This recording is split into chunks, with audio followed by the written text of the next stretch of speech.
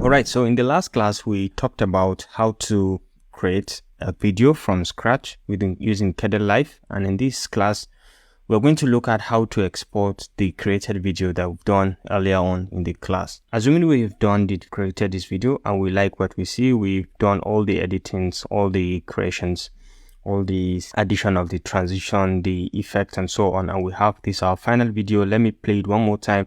And we like what we see, we're just trying to go ahead and export. The next thing is to export, but then before then, let me play this so that we can see a preview of what we've created.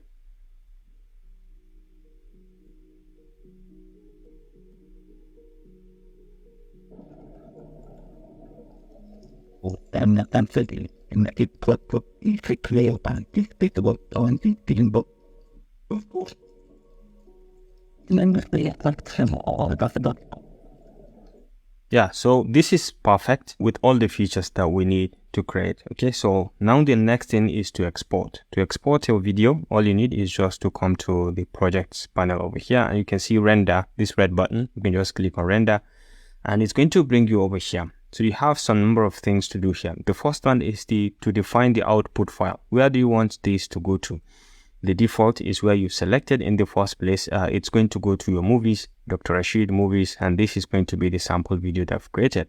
If you don't want, you can select a different direction, different directory. You can save it here, and we can give it a name, sample video. All right, again, so we can just create a folder and call it export. So you can just click here, and then we're going to save it inside this folder export, and we just save directly.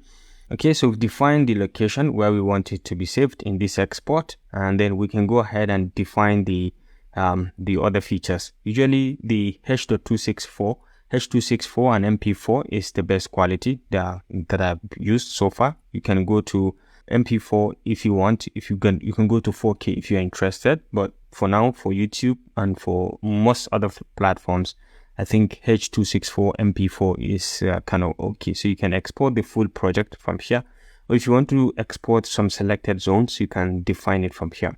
All right, you can check out more options from here. You'll be able to see render full color range, or if you want to render at preview resolution, you can render at preview resolution as well. So these are some things that can enable you to speed up your system. These are the audio section. Okay, separate file for each audio track. If you want to separate them, you can do that. And the speed as well, you can change. The custom quality you can change, but I leave everything at default. If you want to add presets, there are some presets here which you can download and you can add directly. So the rendering duration, the estimated is going to be 20 minutes. So you can see the estimated. You can render to the file, or you can generate the script if you're interested. But for this tutorial, you can queue it also. You can check out the queues if you have queues, and if you have scripts, you can be able to see here. But for this tutorial, for this course, we just want to render to the file that we've defined. So you can just go ahead and click on render to the file, and you can see here that we have the rendering have started. All right, so you can see the rendering is in progress. You just give it some seconds, and it's going to render and complete. And I'm going to play the video also at the end of it all, so you can watch it one more time. So sincerely, I appreciate your presence and you participating in this course up to this point. And the last class is going to be about conclusion and a project that you carry out just to demonstrate your understanding of how to use Kdenlive as a beginner. So until next time, thanks for watching and enjoy the video while it plays.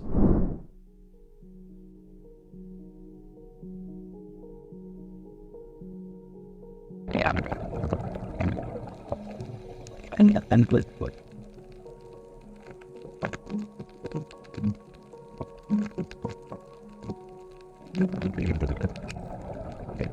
Okay.